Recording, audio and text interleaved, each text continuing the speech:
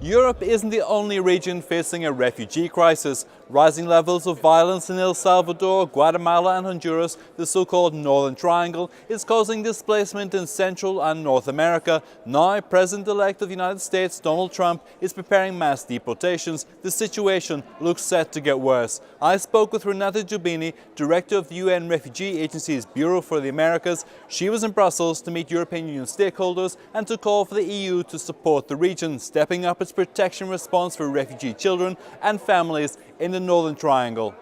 Europe is dealing with a series of refugee crises on its own borders.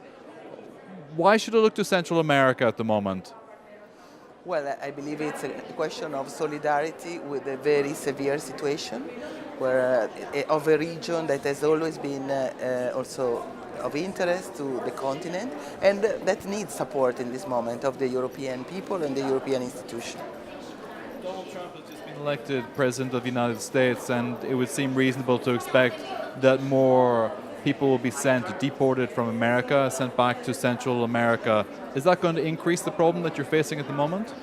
Let's not forecast that we don't control. We still remain very positive that the American people and the American government will do the right things when it comes to people in need of international protection. What do Europeans need to understand about the Northern Triangle issue?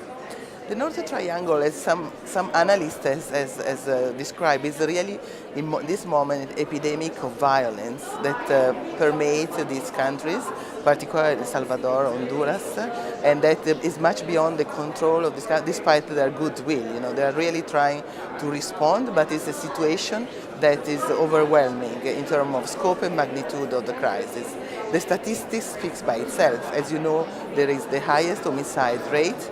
After Syria, is the country with the most violent deaths, a high level of feminicide, violent death of children.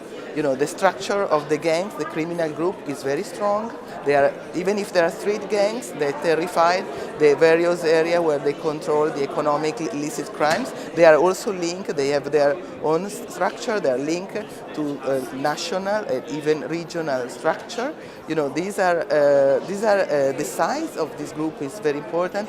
They are also threaten the state because they are attacking military, they are attacking police officers. So it's a very complex situation that is giving rise to a lot of displacement in this moment. We all acknowledge that displacement is not new. There are deep structural issues linked to poverty, economic challenging, structural issues, family link, but now violence is becoming really an important element, unfortunately. There seems to be a large number of internally displaced people. Does that surprise you?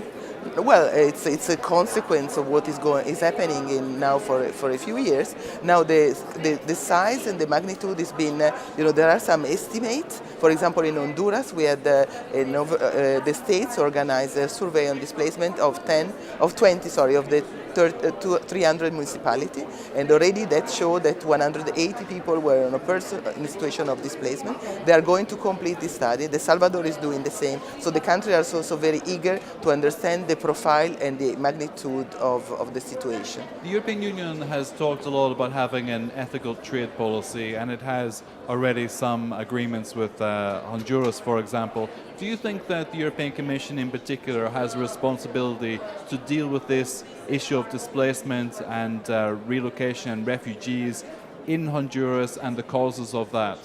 Well, I believe these are global issues, honestly, nowadays. Like the US and other countries are supporting Europe in dealing with the Syria crisis.